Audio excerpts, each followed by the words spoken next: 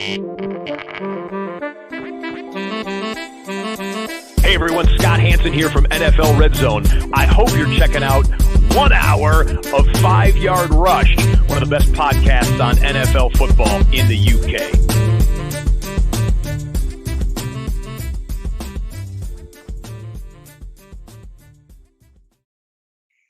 Good evening, Rush Nation, and welcome back to the Flagship Show here to have a look back at our Week 9 in fantasy terms.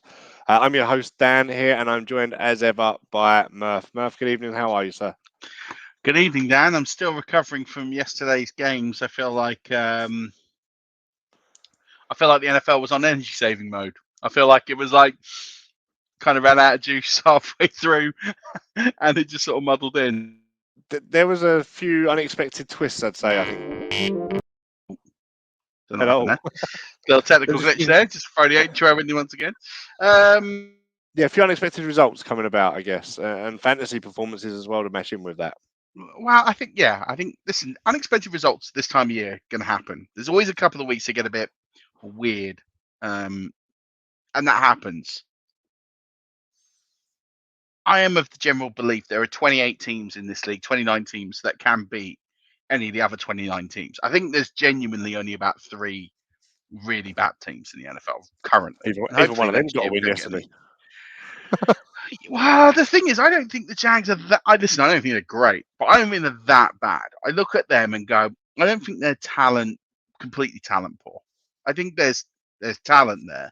I think it's scheme, coaching, belief, culture. But if you get it all right on the day, I think, as you saw yesterday, as we've seen in London, it can happen. I think there's 3 teams I look at in particular and think you need everything to go your way to get a win. And yeah, I think I don't know, but it was a good weekend all the while. I'm looking forward to week 10. Obviously, Bucks didn't play, so a bit of a stress. Bucks didn't play and had probably the best week they probably could have, right? Packers, Cowboys losing, Rams losing, Saints losing. We probably had the best week we could have without playing. Well, and listen, that game was spoiled. The Chiefs Green Bay game. That's the sort of game that you really look forward to seeing. You really want to see a really good game. 2 great quarterbacks. It's been kind of robbed of us for a few years with Super Bowls not happening and the Packers falling apart. And you think, right, this is the chance now. This is Rodgers. This is Mahomes. This is a battle we want to see. And then Rodgers decides to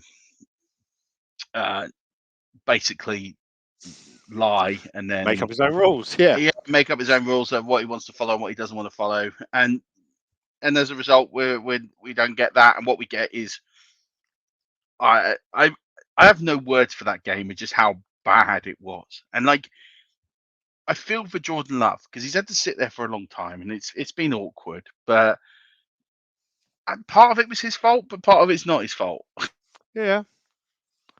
If you had said to me that the Chiefs defense are going to just turn up and do a job and they would be the best part of the game, I'd have called you an absolute liar. There's not a chance. There's not a chance that the only outfit to its best would be the Chiefs defense. Not hope. And yet that was the only part of the part of the face of the game that really turned out. I mean, it is what you want to know? I mean, if you told the Packers D, by the way, you're going to hold Mahomes to less than 200 yards passing, they'd have gone, yeah, please, thanks so much. We're going to win this game. And they didn't. So interesting. But yeah, I mean, interesting week and interesting for fantasy. I think some people we'll get into that. Disappointed. Yeah. See how that. How was your week? I mean, how was your week?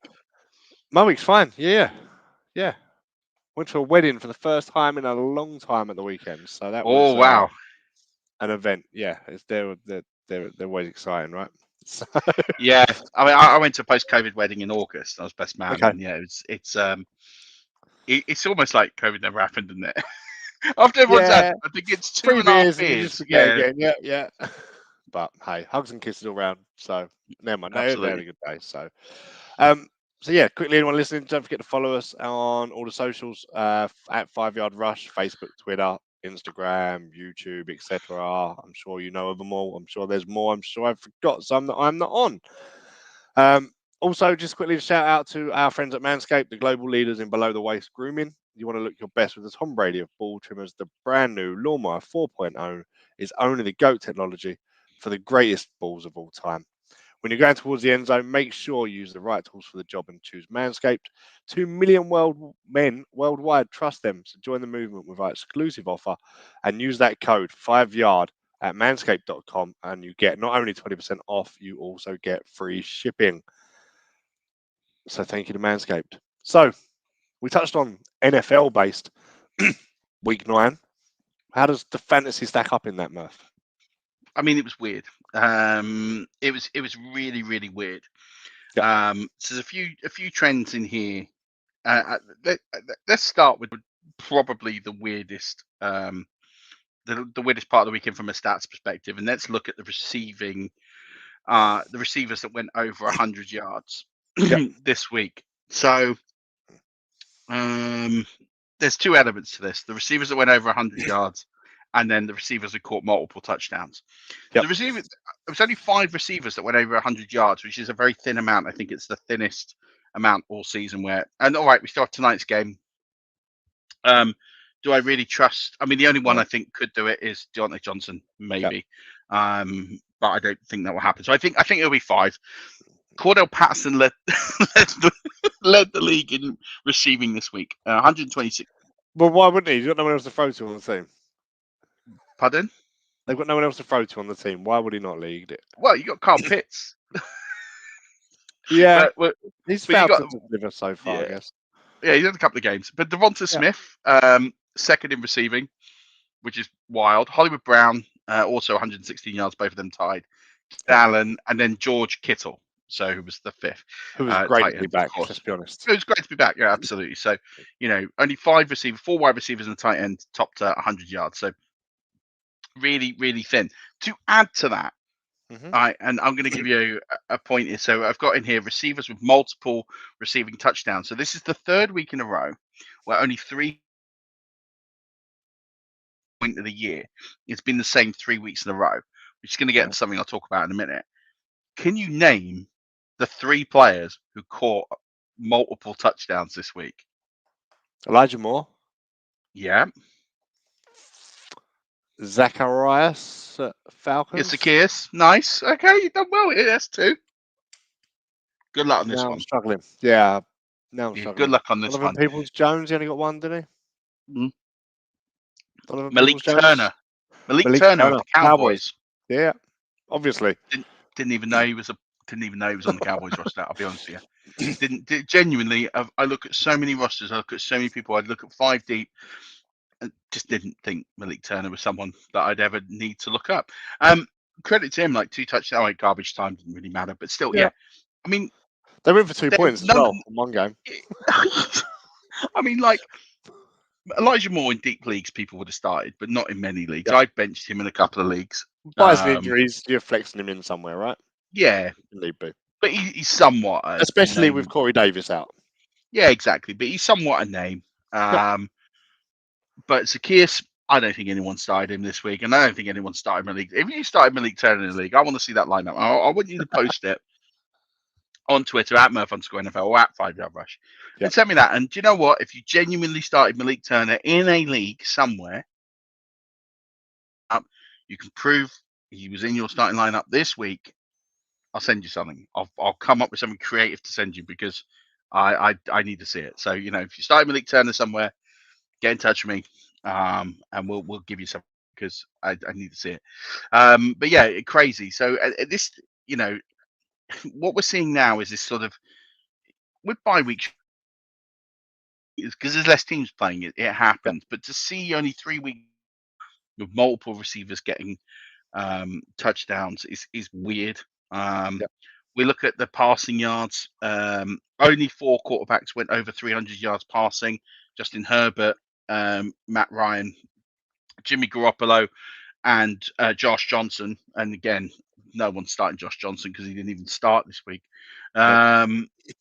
It's just a very strange time. It just seems to be that the defenses have really bounced back, and it's starting to have a bit of effect, especially in the air game. But then, you've had a steady stream of quarterbacks, of running backs here. Only 4 went over 100, but we also had Jackson as well.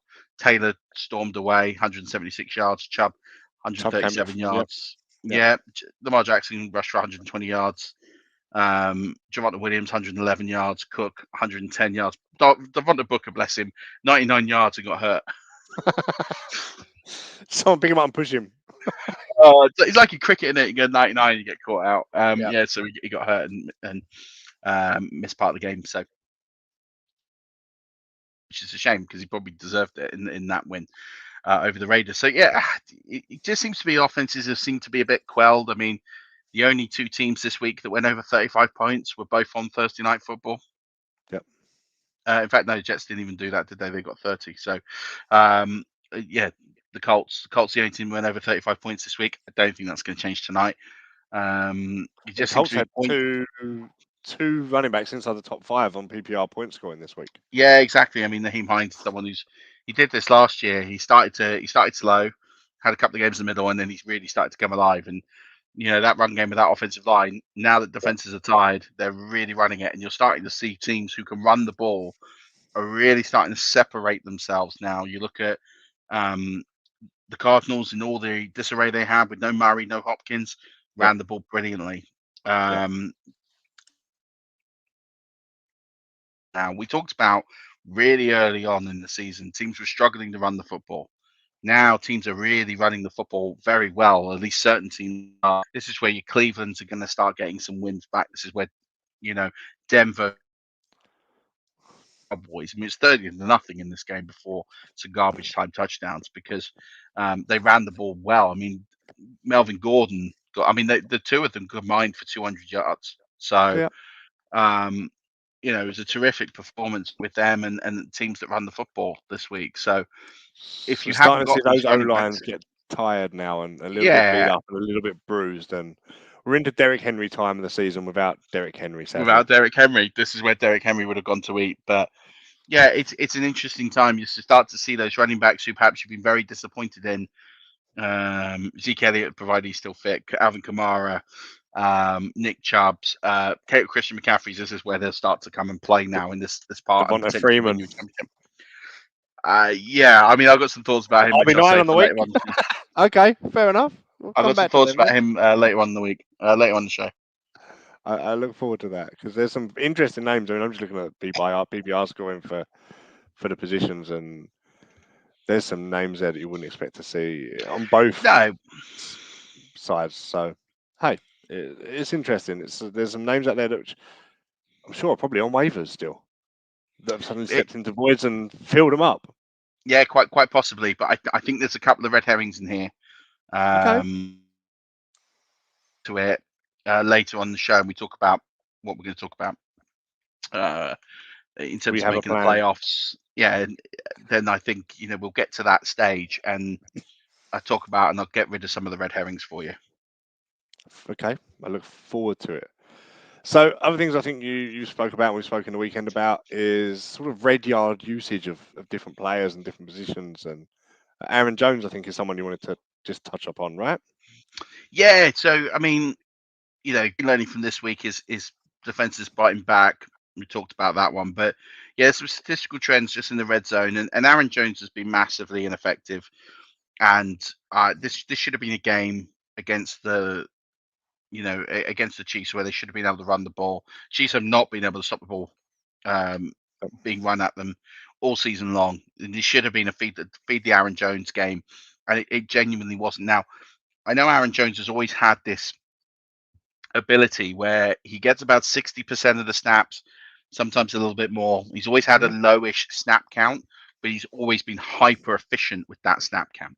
He's always been overproducing in touchdowns, overproducing in yards after carry, and everything else. And that's not happening anymore.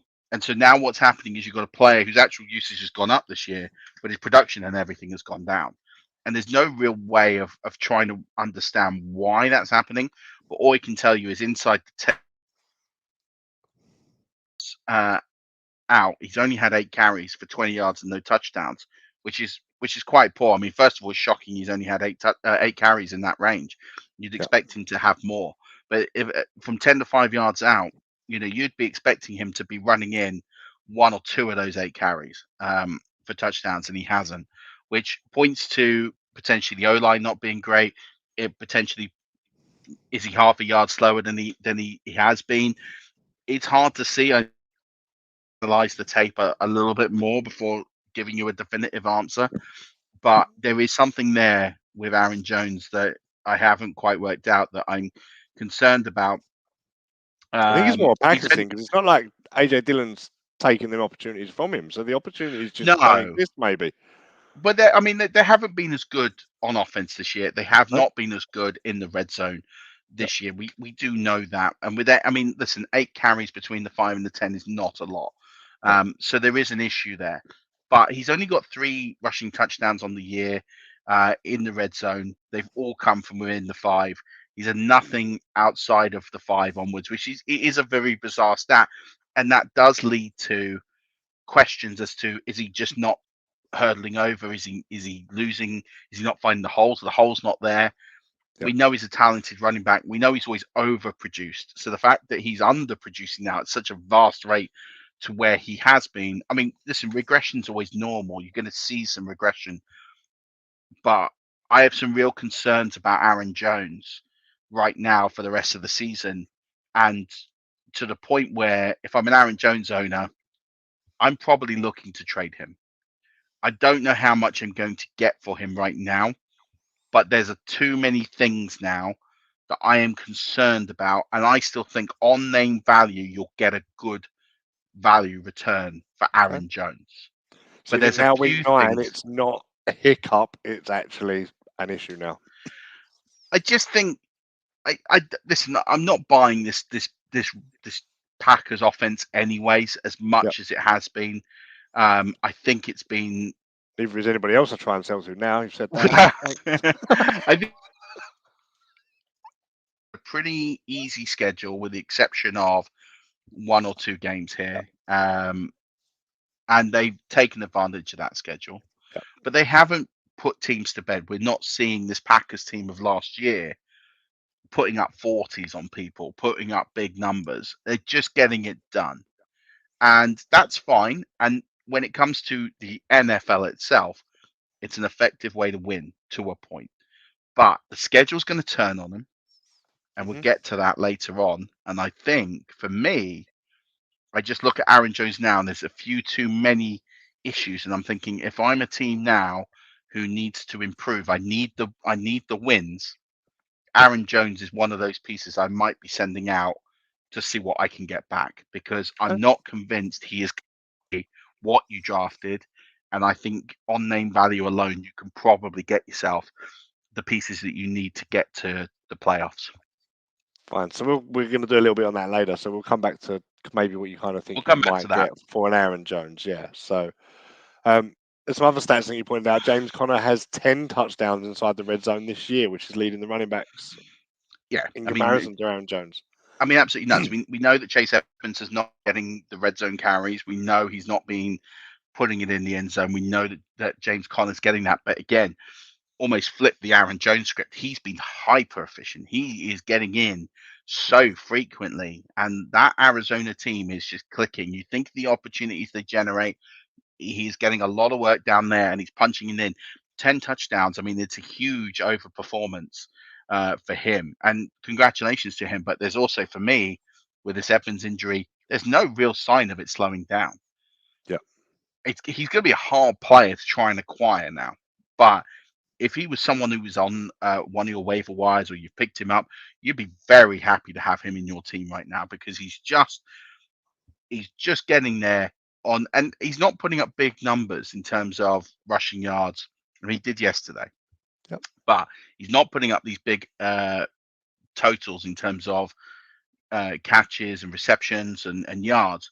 He's purely just getting it done in the red zone. And that's going to work for Arizona all day long, especially with Kyler Murray banged up. They're just going to continue to just pound James Conner for what he's worth. So, and if Chase Edmonds is out for a while, he's got the potential there to pick up some more yardage as well. So, yeah, and that's an injury that we need to look at now. I just saw something cross my phone on. Yeah, I did. While we've been talking, I've lost it. Yeah, literally. In fact, literally just a few minutes ago, Test today on Cardinals running back Chase Edmonds' ankle revealed a high ankle sprain per source. He's expected to miss multiple games.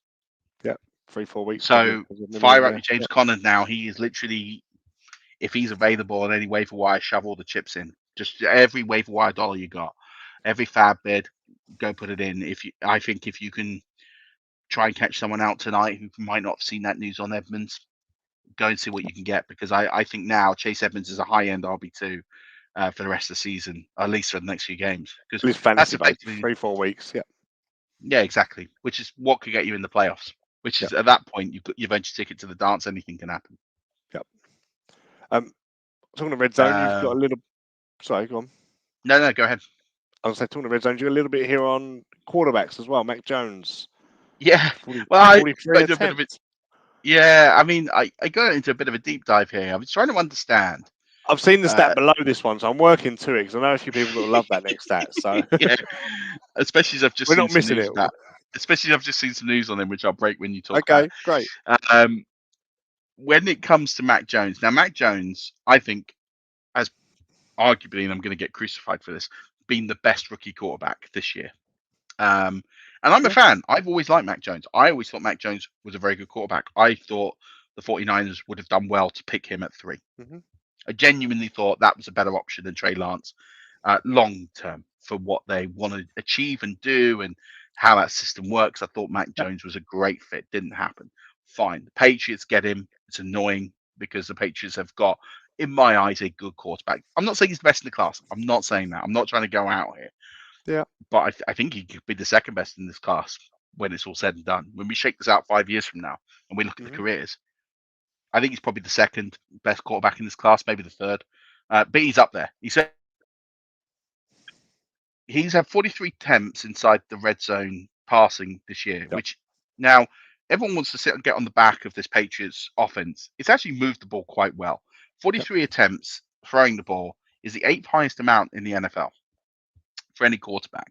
So it's quite a significant amount. However, off those 43 attempts, he's only thrown 7 touchdowns. Now, he still leads all the rookie quarterbacks in touchdowns in the red zone. But that's a really low amount. For you think the ball's not going very far. To only get 7 touchdowns off 43 attempts is a very low percentage. So he's 8th in total attempts, but he's 20th in touchdowns. Now, if he didn't have that many attempts, those touchdowns plummet a lot more. He'd be in line with what the other rookie quarterbacks have done. So I guess it's the tighter space they're operating in, right, though? Because the coverage isn't as spaced out and, your corners aren't dropping deep and your safety's up as well. So there's a couple of things. Smaller holes and windows, right? First of all, it's a rookie quarterback, so he doesn't have in the red zone. You have less time to make those plays because of the condensed space you're talking about. It's harder to get those reads, as you're saying. So processing time for a rookie quarterback is still slow. It takes a bit more time. He's finding it more difficult to find those targets. 100% agree with you. That's a rookie thing. Next year, he will be better at this. And I'm not killing him for it because all rookies are kind of like this. But the other thing it points to me is what they're doing is they're using short passing yards of where he's throwing these balls. A lot of them are these very intermediate 5-yard, 6-yard throws where they're not trying to score. So they're just trying to get the first down, get as close to that goal line, and then run it in. And this is what the Patriots did a few years ago when they had LeGarrette Blount. Try and get inside the 5, bulldoze it in. And that is their game plan this year. They're not getting Mac Jones to take risks. They're not getting him to throw crazy balls into deep coverage. They're not trying to get him to try and put it between 3 men. They're playing risk-free football. We'll try and thread the eye through the needle, get as close as we can, pound it in. If not, we'll take the field goal. And that is how they're playing this year.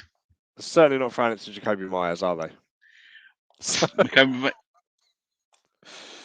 Get one before he does at this rate. I might get one before he does. It's crazy, isn't it? One day he will score this year. It just when. We'll find out. Just give him an out route or a wheel route or something and just chuck it out to him, right? Run a sweep and let him have it. Just give him one and take that pressure and burden off. I think they're trying. I'm sure there'll be more to follow. he's had a couple taken away from him, which also doesn't help. But yeah, so that's Mac Jones. The next one's, I think, interesting. Mike White. Yeah. For all of the Jets fans on Twitter, we know. So the stats here, and I'm going to trust Murf because why wouldn't I? Says Mike White has 7 red zone attempts. He's completed 6 of them, and 5 of them were for touchdowns. So his completion percentage and scoring percentage on that is phenomenal. So super Mike White, right? Yeah, absolutely. Someone's trolley is. Yes, it seems that way.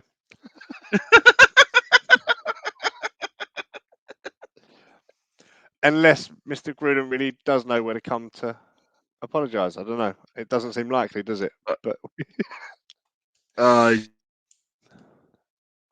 fair play to you. That's absolutely brilliant. Yeah, Mike White, hyper efficient, great to see, and he's going to start this week. So what more do you need to know? What more do you want to know? Well, it's saying he could start. He's fully healthy. He's good to go. He could start this week. I think he should. I think he's been the best Jets quarterback in the small sample size we have. But like you said, 7 attempts, 6 completions, 5 touchdowns. That is phenomenal. Like he gets down there, he's like, I might never get another go. Have it. Yeah, that is the sum of Abbott, right? The NFL equivalent, absolutely. right there. Absolutely love Mike White. Like fair play. I just every year you get one of these players that just come out and just perform to the absolute best of their ability, and maybe even beyond their ability. And he is that. And fair play to him. I'm over the moon. I just. Do you know what? And I'm pleased with Jets fans because they get to enjoy something. This is like Mike White is the Ryan Fitzpatrick of the Tampa Bay Buccaneers on that 4-game streak when everything was doom and gloom, and then you had Fitz just coming out throwing 400-yard games for fun. Like it had no rhyme or reason. It made no sense, but it just happened. And this is what Mike White's doing. His jersey's in the Hall of Fame. Congratulations to him, and Jets fans just enjoy it while it's lasting. There's an element of you've got nothing to lose, right? So and everything to gain. So the fear factor goes, doesn't it? Somewhat. So you compare that to other rookies that are drafted top 3 and careers are on the line to some extent, and there's so much expected of them. Yeah. Mike White doesn't have that, so he is rolling with it and having fun, I'm sure. So, DeAndre Hopkins red zone usage. This will be no surprise to anybody that knows who DeAndre Hopkins is, I guess. 7 catches inside the red zone, and each and every single one of them has been for a touchdown, which I don't think is a surprise to anyone, is it really? You're getting the ball inside 10, 15, 20 yards, he's going to get home, right? I mean, once again, it's just hyper efficient. You know, we know he's. And you know, some people will say, well, why don't they get it more? Well, I don't really know. He's obviously played a bit hurt the last couple of weeks, and then he's missed this week. But you know, it's phenomenal. You're talking about basically he gets one. You're almost banking a touchdown a game, and you know it's why he's one of the best receivers in the NFL. You know, no one else has that kind of production. So there's a few players that are very, very close, especially DK Metcalf is the next sort of closest. I think he's had 7 receptions and 6 touchdowns or something like that. So he's had a Mike White throwing to him. There you go. They'd be a team. There you go. There's been a few down there, and then there's another player in here that we will talk about. And he's someone that probably fancy owners that have him will probably be very underwhelmed with his performance, but this should give them a bit of confidence to keep starting him every week. Go on, then. Who are we talking about? So Tyler Higbee, this is me. He's actually tied 4th in the NFL with red zone targets this season. He's had 13 targets, 8 catches, and 2 touchdowns. It's actually the same numbers as Keenan Allen. So I could talk about both of them just from a statistical standpoint in the same way. 2 touchdowns in that shorter range is quite extraordinary and also not sustainable. If you were to basically split the season and give him the same usage again, that touchdown number will rise to 4, maybe 5. It's just incredibly bad luck, good coverage, bad throws. It's a combination of things that have all trended the wrong way for both Allen and for Tyler Higbee. So if you started Tyler Higbee and you're very frustrated right now, and I can understand that, I've got quite a bit of Tyler Higbee. everything is there for him to Mm-hmm. put up good numbers week to week. 13 red zone attempts. Again, only 4 players have more in the NFL. The usage, everything there that you want to see from a tight end production is there. It's just not the touchdowns. So they're going to come. They will come if that usage stays. And we'll track it and we'll keep an eye on it. But if you're a Higbee owner right now, or if you're trying to think of a tight end that you can try and get before the trade deadline, go get Tyler Higbee, because that usage is just going to go up. Like, keep that usage. The touchdowns will be there. You'll get 4 or 5 on the back end to make up for that underperformance. It will correct to the mean. And the same goes for Keenan Allen. Both of those players, those owners will be a little bit disappointed with their usage so far this year. But all the peripherals, all the numbers are there for them to break out in the second. Well, not break out, but to regress back to the mean in a positive way in the second half. So they're 2 players I'd be looking at and thinking, how can I get them on my roster if I don't already? Okay. So week 9 done, week 10 upon us. A few injuries from week 9 coming over. We spoke obviously about Chase Edmonds there and how now he's going to miss a few weeks. Kyler Murray seemed to be touch and go right up to game time. Do we think there's anything to worry about there? Do we think he'll slot back in? Colt McCoy did pretty well in his absence, to be honest. It's an interesting one. They need him. Obviously, they didn't. I'm not saying that it sounds like stupid, but I think they can live without Kyler Murray for a week or 2. Listen, his bye's in week 12, so if he's not ready, I don't think they're going to panic. I think they'll be fine. Their record gives them that space as well, doesn't it? That breathing room. Now got effectively a 2-game lead over the Rams, and they have the Panthers, and the Panthers are not a team right now that you'll be overly scared about.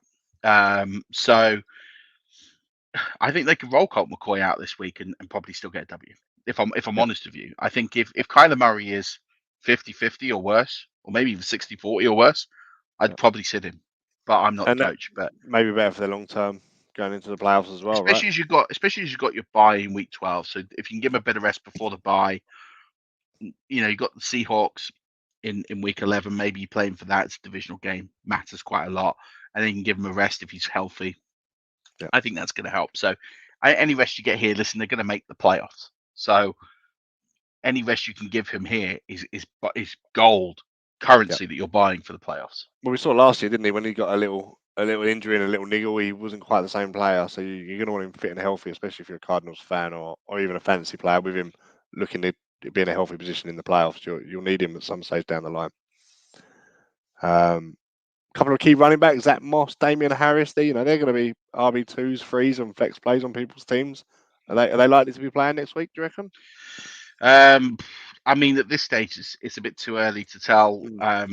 I'd be surprised if either of them miss at this stage, but it is a bit too early to tell. We're still waiting to hear what the impacts were. Both left their games respectively yesterday, so we'll see what happens and if they can go. So we'll know more Tuesday, Wednesday, but definitely keep an eye on that this week, especially Damian Harris as well, because he's obviously been a big part of their success this year. Well, we might have to see Mac throw more touchdowns inside the red zone. What's that, sorry? I said we might have to see Mac throw more touchdowns inside the red zone. The pressure will be on. Jacoby Myers week. Here we go. Roster him, people. You heard it here. Aaron Rodgers, we know, I think, is in COVID protocol till at least the 13th of November. So that's going to be Saturday. Touch and go. Yeah, it's going to be real close whether or not he gets out of that. I don't know. We need him. But I look at Green Bay and think, do you need Aaron Rodgers this week? Nope. Not the division. You're playing the Seahawks. Yeah. Your division's locked up. And you're probably not going to get the 1 seed. So because your schedule starts to turn a bit here. I don't know. It's a hard one. You have to see how he's feeling. But I know Jordan Love didn't really impress yesterday. So it's a hard thing to say. We're going to roll him out there and then take another loss. But, I think he's not going to be with the team. He's missing all the communication. He's missing all the thing. I know he's a veteran quarterback. I know he doesn't need all of that. But 12 days and then having to go and play, on 24 hours, basically You say warm that up. though, but he It's didn't take a dangerous. snap during pre-season, and then they got humiliated week 1 to the Saints. So maybe actually there is something to be Exactly. said for him being in practice and taking snaps and playing games and being in that little fine-tuned bit makes a difference. Yeah. So I think it does make a difference. I think when you're out of rhythm, you just need a few snaps. You just need something just to keep going. He's not going to practice because you don't practice on Sunday, so he's not going to be able to practice. So he's got no one in his front room to throw to. So no, well, his fiance maybe, but maybe she's off doing a film maybe. or something. I don't know. Tight ends, I think you've got Noah Fant, Albert, Aquabenum, maybe something like that. Just say Albert, yeah. Yeah, so that's the Broncos at tight end stuff if they're both not good to go. Yeah, exactly. Be interesting to see. I think Fant will be back. He's on the COVID list. I'd expect him to be back. Again, he's another player who seems to get these niggling injuries. He's always questionable. Yeah. Every time I sort of see him on an injury report, I just go, okay, he's questionable again. Fine. Yeah. It is what it is. So not a big surprise there. And then you got Devonta Booker. He's not playing this week because it's a bye week, so doesn't matter too much. And we expect Barkley to come back after that. So maybe I don't know, put the name on because he left the game, but I don't think he's fantasy relevant anymore. And then Dangerous Russell Wilson will be back this week. Yes. It's been pretty much confirmed now that he will be starting at Lambeau. So it's good news for anyone short on quarterbacks that Russell Wilson is back. I've got him in a couple of leagues that in the interim without Dangerous. So I'm looking forward to getting Russ back and continuing a playoff charge in a couple of leagues. Good. So yeah, to summarize, week 10 buys: Chicago Bears, Cincinnati Bengals, New York Giants, Houston Texans. Hopefully we're starting to turn that corner now of buy teams and injuries and a few people coming back, and you can start actually putting players in your lineups that you like the look of rather than the one that's wearing a jersey this week has to play. You miss choice when the choice is taken away from you, right?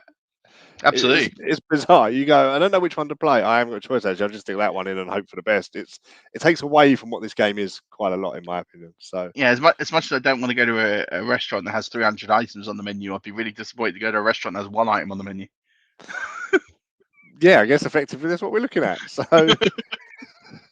but yeah, I mean, other than the Bengals, there's not going to be any great losses perhaps in fantasy terms this week. So, yeah, should be a bit of an easing of that burden. So, yeah, exactly.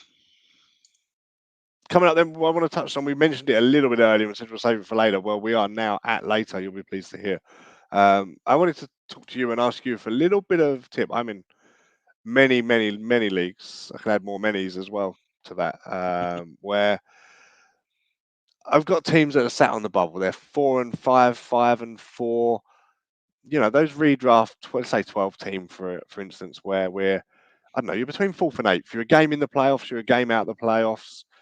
You're probably at this stage realistically 200 to 300 points behind one of the top seeds in the league, and you might make the playoffs, you might not. I just wanted to sort of get some idea as to, first of all, one, how can you situate yourself with the best possible opportunity to make the playoffs from that spot, especially from redraft, because there's no point in giving up and not making the playoffs because you might as well just not bother in the first place. So, but two, yeah, okay, you may scrape in, you may pick up the 5th or 6th seed. You're going to be 500 points down over the season on some of the top teams there. So you've probably not got the most confidence going into that. So how can you really, one, give yourself the best opportunity to make the playoff? And we all know anything can happen when you get there. But two, also, how can you really give yourself and put yourself in the best position to make advantage of the opportunity once you've got there? Yeah, so what should we be looking at? This is the sort of stuff I absolutely love, right? So this all comes down to working harder than everybody else in your league. And I'm just going to stop you, Murf. Before you get into it, I just want to say we are looking at this from a redraft point of view. Next week, I'm going to be joined by Rich from the Dynasty Show. So I might put a similar question to him next week and have a look at how it differs. But run us through the redraft strategy at this stage. What we're looking at. Yeah, of course. So and by the way, anybody who wants to get involved here in the show, just add, go online, write a comment. And I'm happy to answer some questions here because I think this is a really important part of the season now. These next couple of weeks are where you can turn a team that is maybe going to make the playoffs into making the playoffs, or a fringe team to get there. But as you say, then when you get there, give yourself the best possible chance. I think the first thing you got to do is get there.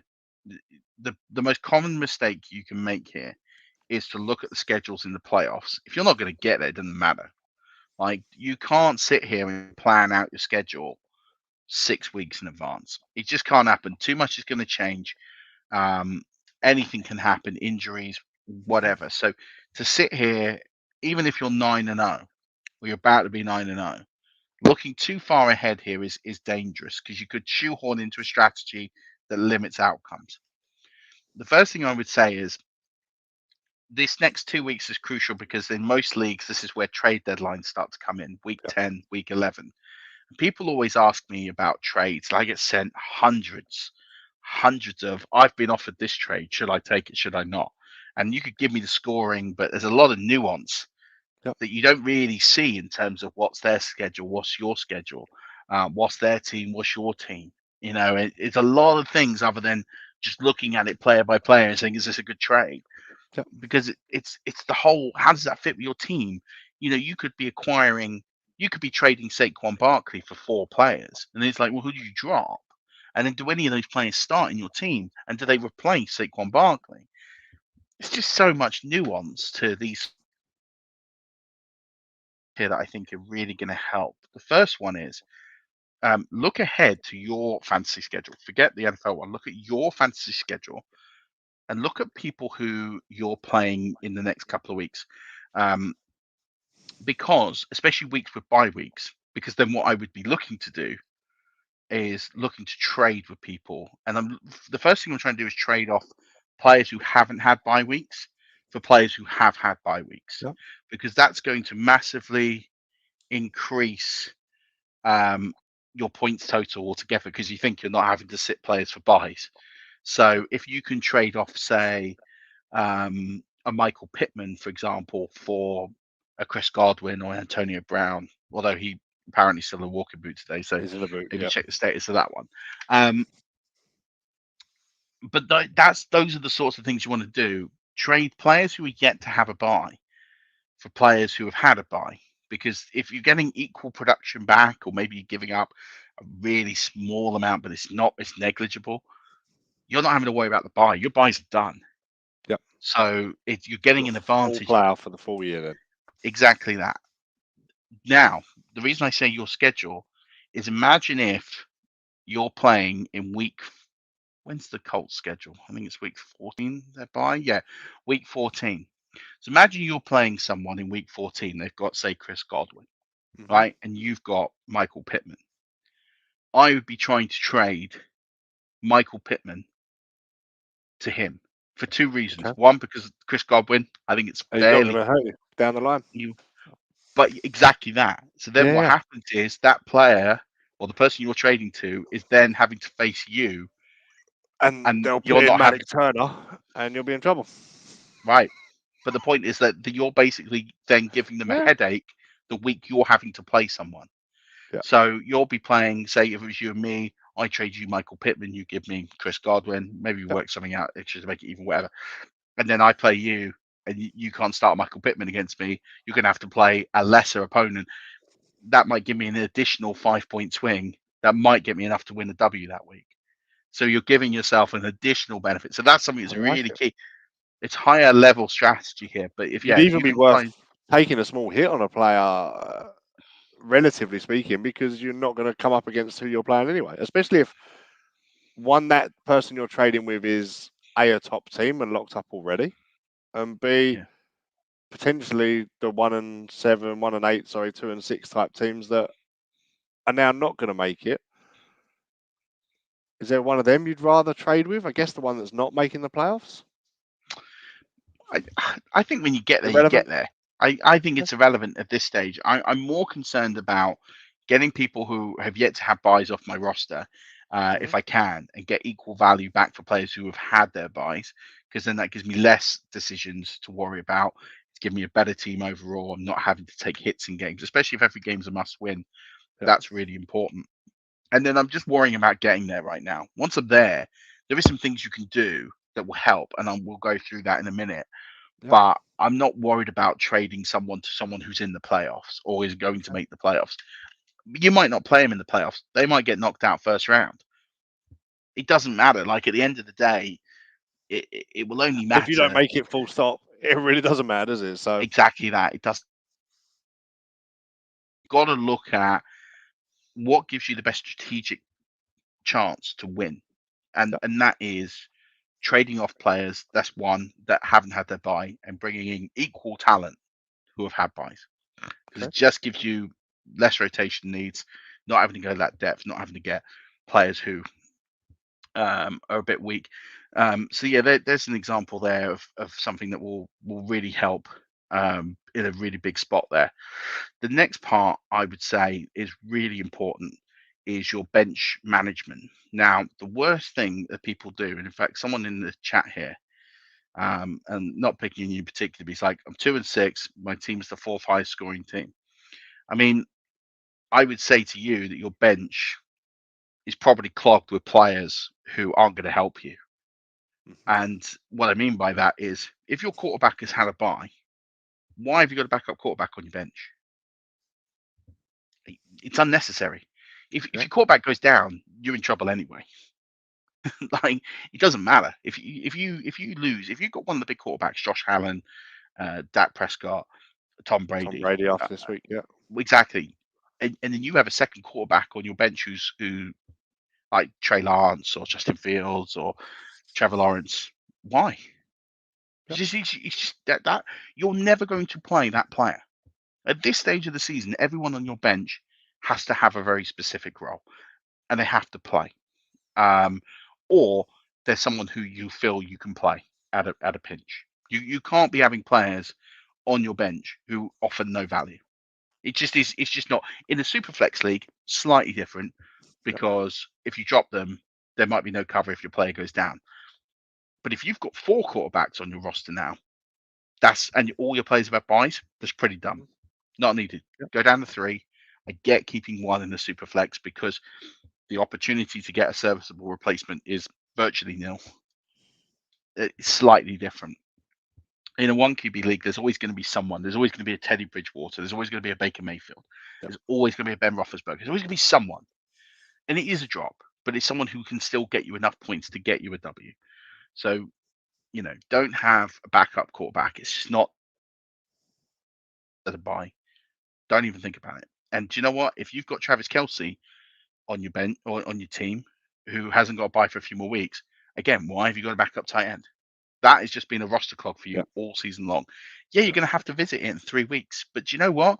You're never going to get a replacement that's good anyway. You probably got someone on your bench like Jared Cook or Evan Ingram or someone like that. You've got someone who it doesn't matter who you've got. There's plenty of guys on the waiver wire. Dan Arnold, Mo Alley Cox. When you get to week 13, those guys will be there anyway. Doesn't matter. Just it's don't. 1 week old. One of them catches a touchdown, they've done you for week 13, right? Exactly. Don't clog your roster with players you don't need. I want my bench now, from this point on, where possible, to be entirely running backs and wide receivers. Now, we look at running backs. Everyone wants to get just a guy. I need to get a guy who just starts, who plays. I'm looking at guys who are going to get me bigger opportunities to win. Because again, if I lose one of my main guys, let's say I lost Jonathan Taylor tomorrow, I want to have Naheem Hines or a backup available. If I lose Jonathan Taylor tomorrow, and then the next guy up is say Latavius Murray, I'm cooked anyway. I've lost. So getting him or Brandon Bolden, no, you don't need these guys. You need guys who are basically home run hitters, and they're handcuffs. So you have to get a handcuff to someone that's highly effective. Alexander Mattison is available in 67% of leagues. That is stupid. It is stupid. Alexander Mattison should be owned in 90+% of leagues. Because if Dalvin Cook goes down like he goes down most years, you have got a lottery ticket to a potential championship run. And you don't pray for injuries. You don't want them to happen. But you're at this point in the season now where you've got to take a gamble. And I'd rather have Alexander Mattison on my roster, who most weeks will get me next to nothing, but if Dalvin Cook goes down, will get me 20 points, than have someone like Brandon Bolden who will get me 7 points a week, or David Johnson, or Mark Ingram, or all these other roster clogs. Or Mac Jones in backup to Josh Allen. Pointless. It's so pointless. Yep. You need, if you are a 5-4 team, 4-5 team, you need to have pure upside on your bench. You need to have people who are going to hit it out the park. And the same goes for wide receivers. I'd be streaming 2 wide receiver positions a week, and I'd be picking the number 2 wide receiver off low passing teams with great matchups. So, for example, I'd be looking at Nelson Aguilar some weeks, but I'd only be keeping for a week in a matchup where the defense is bad. Nelson Aguilar or Jacoby Myers or someone like that is a good play. I'm looking at teams that, like the Jets, like Elijah Moore, would be a good play to have on your bench now. Keelan Cole for the odd play might be decent. I'm thinking of players who can give me in certain matchups, but for 1 week stream. And I'm literally every week I'm looking at who's playing the Lions, who's playing the Texans, who's playing the Jags, who's playing these teams that aren't, who's giving up a lot of points. Washington's giving up a lot of points. Who are playing these teams? And if they're not a solid offense, like obviously the Bucs, those guys aren't going to be unowned. But in other, Philadelphia, who's going to be might play when Philadelphia play Washington? Jalen Reagor is a 1 week ad, probably a worthwhile shot. You might never play him. Darius Slayton is another one.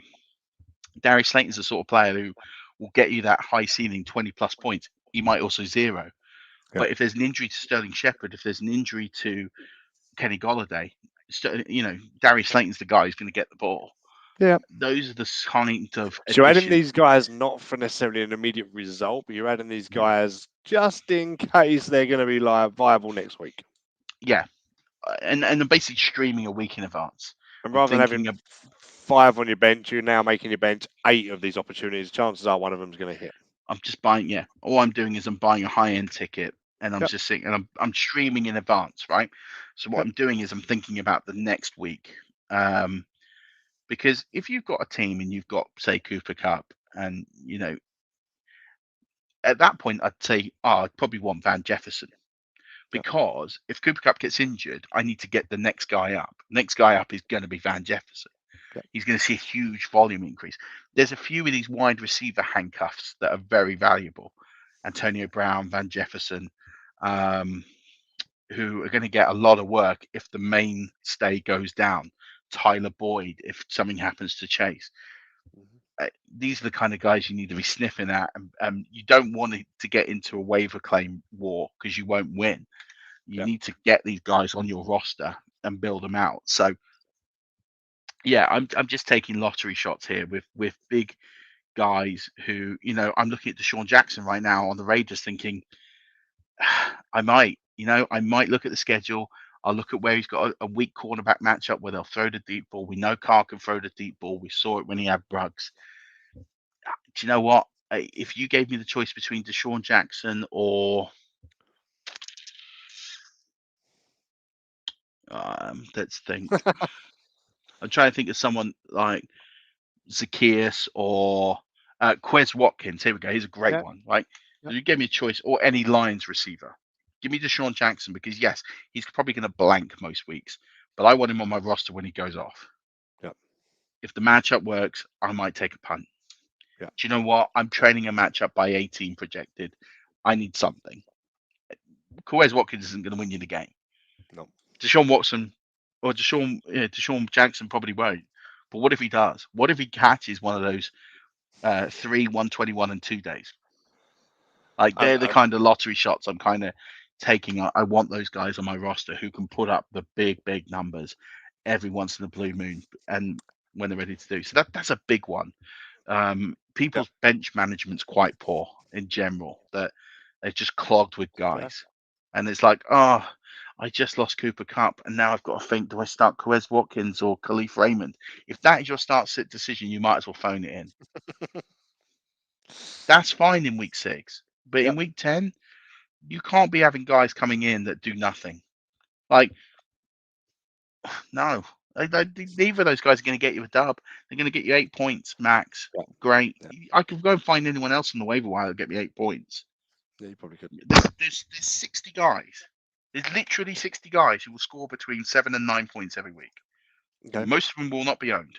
So having a Khalif Raymond, unless you're in a stupid deep league, then obviously that's very different. And all those guys are owned. But in a traditional league, and we're going to see somebody will send us a Malik Turner starting lineup picture. I guarantee. I want to see it. I desperately want to see it. So that's a big one. Is bench management now? I'd be trimming the fat, be getting rid of all the crap, and I just want shots. And you know what? Might not work. Probably won't. I'll be honest with you. But as you say, that's better. It's got a 20% chance of working. But do you know what? I had a team last year that was 6 and 7, squeaked into the playoffs on points 4. All right. And then I picked up Justin Jefferson off the waiver wire. I picked up, I can't remember who it was, but I had a significant running back handcuff that paid off. There was quite a few things that I did, and I had these shots on my, I Gronk, who I picked up late, and he started producing at the end of the season. I had those sorts of plays, and again, that's why I won it. I won a league at 6 and 7. I got in on points 4, and I beat an undefeated team in the final because I had those shots, and then it all just came together. Complete luck. The only skill is I had them on the roster. That's the only skill. But luck took hold. Give yourself the opportunity. Yeah.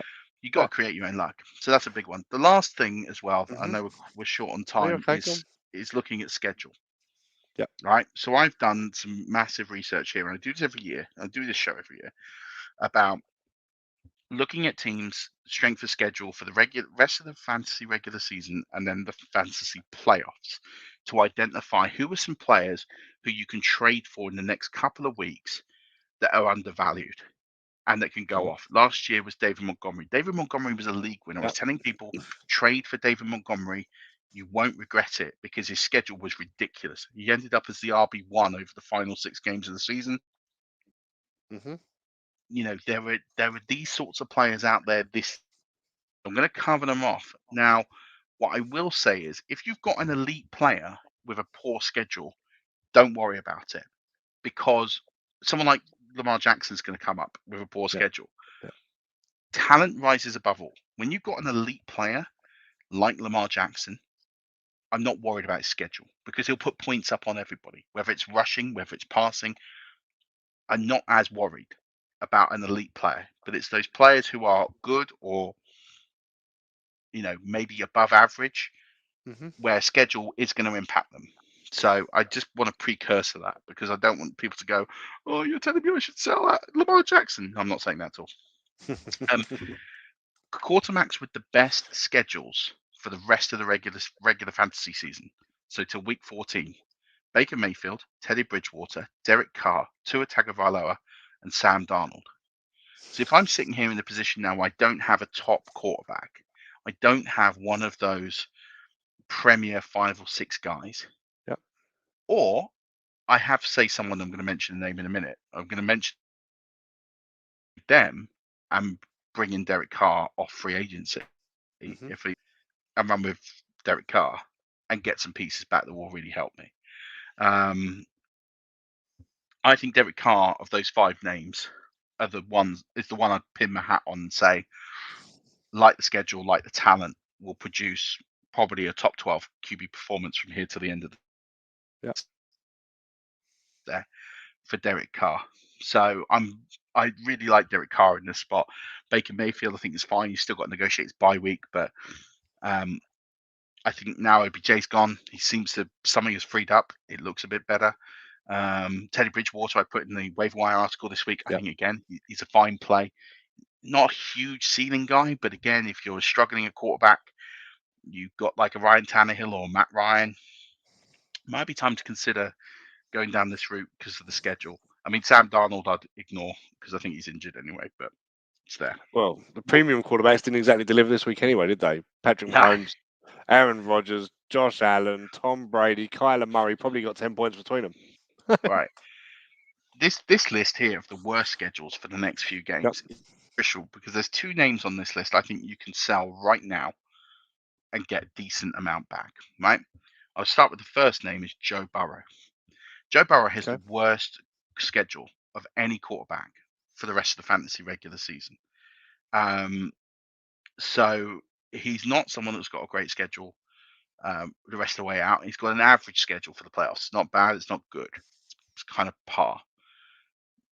If you're struggling to make the playoffs, and Burrow's been probably your best player, one of your best players, I'd be getting him out on the block. I'd be seeing what I can get back in return. Thinking maybe I can get Derek Carr and a running back, or Derek Carr and a wide receiver, or something like that. And thinking about how can I improve my team by trying to ship someone like that out, because he has been good for the most part. A couple of bad games, but for the most part, it's been pretty decent. Jared Goff, no one's touching him. Mac Jones, no one's touching him. Lamar Jackson, just don't worry about Lamar Jackson. He will be fine. Don't be alarmed that his schedule's bad for the rest of the regular fantasy season. The last name here, and this is another name I'm shipping, is Aaron Rodgers. Aaron Rodgers' schedule is horrific. It's a horrific schedule. It's also really bad in the playoffs. So it's bad for the rest of the season. His schedule takes a massive turn. So he is someone I'd be looking to shop. If I had Aaron Rodgers right now on name value, I'd be trying to shop him for someone. Again, maybe I'm taking a hit at quarterback, but I'm getting a W at wide receiver or running back. Whatever I can get back as a plus that's going to add to my team, that's a name I'm shipping right now, because his schedule is bad, really bad for the rest of the season. Getting into the playoffs, best schedule, Kyler Murray, Trevor Lawrence, Russell Wilson. So I'm really happy to have Russell Wilson back.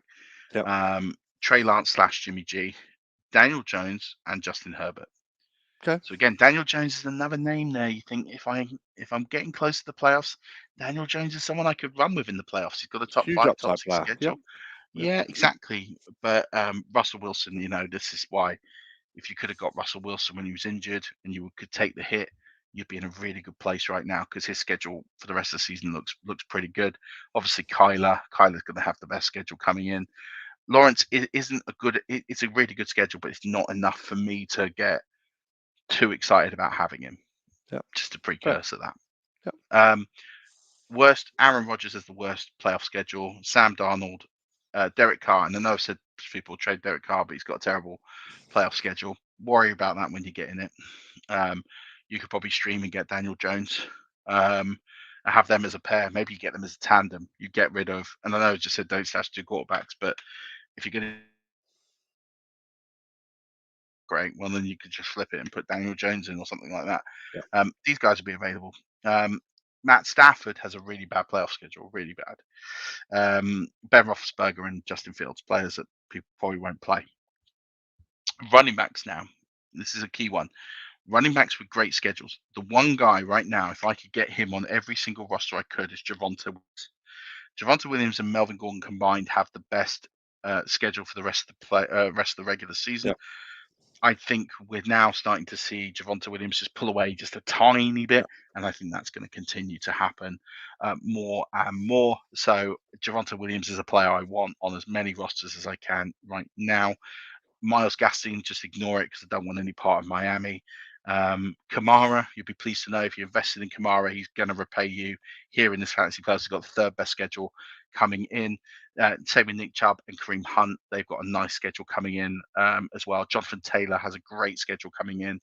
And Josh Jacobs is another one. So he's another one that you can invest in right now and do quite well out of. And Henderson. Worst schedule more than we thought anyway. The rest of the season, your man Devonta Freeman. Devonta Freeman has single-handedly the worst schedule from now until the fantasy playoffs. For the record, he's not my man. Sorry. No, I know. Well, he's an ex-Falcon, so I know he's definitely not. Yes, but definitely. my point is, you were saying about he could be a good ad. This is why I think he's a red herring, because that is bad. And I mean, on a scale of 0 to 10, it was rated 0. I'm going to cancel all my waivers for. I'd be let someone else have him, because it's going to get. I mean, listen, he might fluke touchdowns in the receiving column, and he might work out all right. But schedule-wise, it's bad. I mean, it's really bad. He's got the hardest schedule coming in. Joe Mixon, tough schedule coming in. But again, I think elite talent, I think it'd be fine. Same with DeAndre Swift.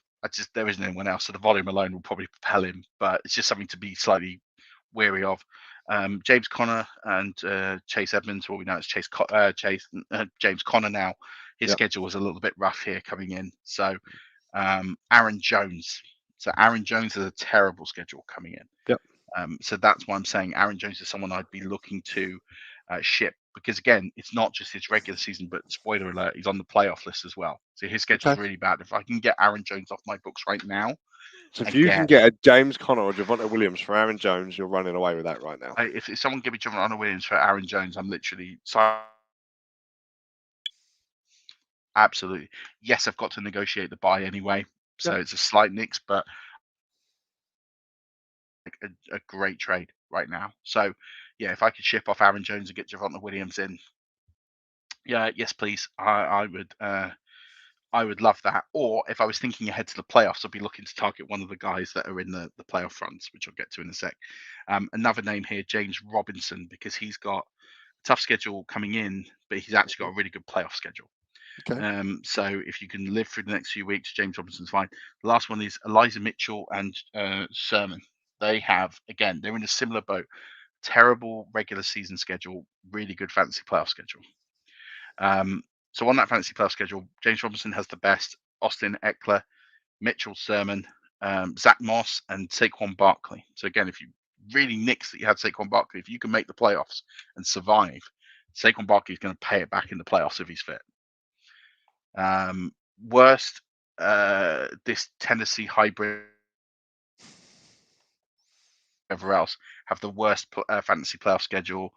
CMC, but don't worry about it. Chubb Hunt, don't worry about it. Henderson to be a little bit worried about. If you relied on him all season, he's not going to be as productive in the playoffs. Aaron Jones, terrible schedule, hence why I'd be shipping him off rosters everywhere I can. Josh Jacobs, although has a great rest of season schedule, his fantasy schedule isn't great. And then the Ravens backfield has a terrible schedule as well. So, you can just ignore Devonta Freeman. They're a real honey trap here. Fine. Wide receivers with great schedules for the rest of the regular season. There's only 3 trios here because the rest of it's all meh after this. These are the 3 that stand out. Pittsburgh, so Deontay Johnson, Chase Claypool. Wide receivers, so this is where I'd be looking at getting waiver claims in for Donovan's Peoples-Jones. They've got a great regular season schedule, so that's Landry, DPJ, and Higgins, and then Cooper Kupp and Robert Woods have great schedules coming in, but then you're never not playing them anyway, so almost irrelevant. Worst schedules is the Cincinnati trio, so Chase, Higgins, Boyd. Then you've got the New York Giants, Shepard, Golladay, Slayton. Devonta Smith is third. You've got Keenan Allen and Mike Williams. But again, I think talent will prevail. Marvin Jones, if you've had Marvin Jones, you'd be quite happy with his production. He might be someone you want to ship before the schedule goes worse. And then Waddle and Parker as well. Well, maybe just Waddle going forward. Playoff best schedules, Arizona. So anyone there, Hopkins example. Playoffs, Samuel, Brandon Ayuk's on most waivers right now. He'd be someone I'd be looking to target and add in because people think he's got the Shanahan nicks, but he did well this week. Great playoff schedule. He's someone I'd be having on my roster. Our man Cordell Patterson has an excellent schedule. So does Russell Gage. He's someone I would be sneakily adding onto rosters this week, thinking about the playoffs a little bit. Metcalf and Lockett mixed with Dangerous have a great schedule. As does Brandon Cooks, has a great playoff schedule. Worst playoff schedules are Hollywood Brown, Rashad Bateman, Green Bay, so that's Adams, who talent prevails, but Cobbs and Lazard you can cut. Hunter Renfrow and Edwards. Landry, DPJ, and Higgins have a terrible playoff schedule. Chase Higgins and Boyd have a terrible playoff schedule. Jefferson and Thielen, but I wouldn't worry about that. Talent prevails. And Johnson Claypool as well. So it's a bit mixed and match. You've got teams that have great run into the playoffs and then might hurt you in the playoffs. And then vice versa, might hurt you running into the playoffs, but then help you in the playoffs. I will publish this somewhere. I'll probably put it on the website. I'll find a way to put it up this week so people can reference it. But it's really useful to have those ideas of schedules now. We've got 9 weeks of data behind it. so we can kind of see what that means and how it's shaken out. But I will update this as the weeks go. I like to do it after week 10 because I think it's a more robust sample. It's easier, yeah. But a lot of that depends on where you are as well. If you're that 4 and 5 team that needs wins, you need to target the guys in the schedule now and hope luck prevails when you hit the bad runs in the playoffs. But if you're the team that, I don't know, 8 and 1 now or 7 and 2, take a punt on the guys with a better fantasy schedule. Take off those bench warmers now. 100%. Get those guys on board. And yeah, you may not finish at 13 and 2 or whatever it's going to be. You may finish at 10 and 5, but you know what? You'll be in the playoffs and you'll be better fitted and suited for when you get there. So yeah, and that's what it's all about. So so to summarize, look at your fantasy schedule. Trade away your buy players, especially the teams that you're going to be playing on bye weeks. Penalise them a little bit for doing that. Manage your benches better. Waiver ahead of schedule. Look for the guys that may not be relevant now, but may become relevant in weeks to come. And drop the dead wood. Drop the players that you're not going to actually start, barring injury, and you could easily replace anyway. And trade for league winners. We've just run through a huge raft there of what the schedules look like across positions, whether it be for your team now in the regular season to make the playoffs, or whether it be actually for to make the playoffs and pick up the players that are going to help you win the league once you get there. And finally, trade away Aaron Jones for anybody you can possibly feasibly get for him, I think is the bottom line of advice from Murf. If you can get Devonta Williams right now, or I think in redraft, that's a deal you could do. Yeah, that's what I mean. I think that's a deal you could do in redraft. I think if you can get Devonta Williams right now, or James Conner. James Conner might be a good one, or even if you could try and get James Robinson. Yep. But there's nothing stopping you if someone's got Alexander Mattinson and James Conner. Aaron Jones for both of them probably sits you quite nicely. Yeah, but you might have to chuck in. But yeah, I think I just there's too much about Aaron Jones right now that's screaming red flag that I just don't want part of. So fine. I enjoyed that. Yeah. Good. There's a good little look. I wrote notes, so when I don't win all of my playoffs, I'll be coming back to you. But it's a sad day this week because I'm going to lose my only unbeaten team that I've got left. Oh no! I know it's a league you're in as well. I made it 8-0 and I've finally found defeat. So that's me now. Oh, okay. I know which league it is. Yeah. Not got a team without defeat. So hey ho, never mind. I've still got three. Still got three going. I've squeaked a couple. That's why I'm the host and you're the analyst, Murf, right there. I have a lot more teams as well. Someone's just asked me to plug the website. The website is 5yardrush.co.uk. So you can find it there. I will post. I'll post what I've just put up there. I've got it in note form. I'll tidy it up tomorrow. I'll post it at some point tomorrow, and we'll get it out. Yep. Fine. Also, last plug about the free roll. Yes. Yeah, just about the free roll contest. Check the DFS guys out. Amazing. Over 1,200 people entered this week. So thank you so much. Really blessed to have that many people enter. And congratulations to our winners who won some money. Congratulations. And tune in on Thursday how you can join in this week and play DFS for free. Absolutely no deposit required. Absolutely no need to part with any money. It's a completely free contest. So check out the show on Thursday. On Fan Team. Yep. I believe the college guys are up after us, correct?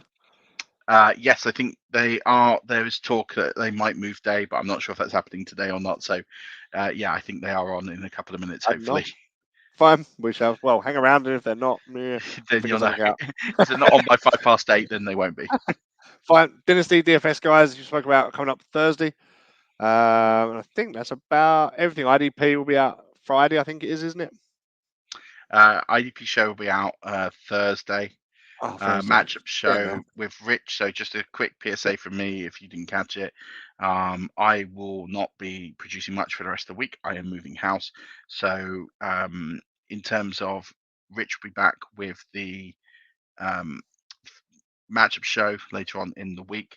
You will be doing the waiver wire show next week, and you will have Rich for the flagship show. I won't be here for the flagship show. Add Aaron Jones. Week. Everyone just dropped him apparently. So add Aaron Jones. Maybe this is a great psychological ploy to use a platform to grab Aaron Jones everywhere I can. It's not. I really don't want Aaron Jones. If anyone sends me a trade offer with Aaron Jones, I'm just going to reply back and say thanks for listening. I have Aaron Jones in that side. I've just suffered my first defeat in, so just blame it on Aaron Jones. Yeah. And obviously I'm looking forward. I have Rich here with me again next week as well for the Roundup Flagship Show next week. So we may look at something similar from a dynasty perspective. Let's use his knowledge on that area of the field and see what he's looking to do with his sides that are on the bubble and see how it differs, I guess. So absolutely. Anything else you'd like to add, Murf, or are we done and we'll let the college guys come on as soon as they're ready? No, I'm all done. Thanks very much for tuning in, and thanks very much for hosting. I look forward to watching next week and not being here. That's it. And don't forget to follow us. Week 11. That's it. 5 Yard Rush on Twitter, Facebook, Instagram, and I'll let you do your usual sign off line, Murf. Go for it. Yeah, as always, keep rushing.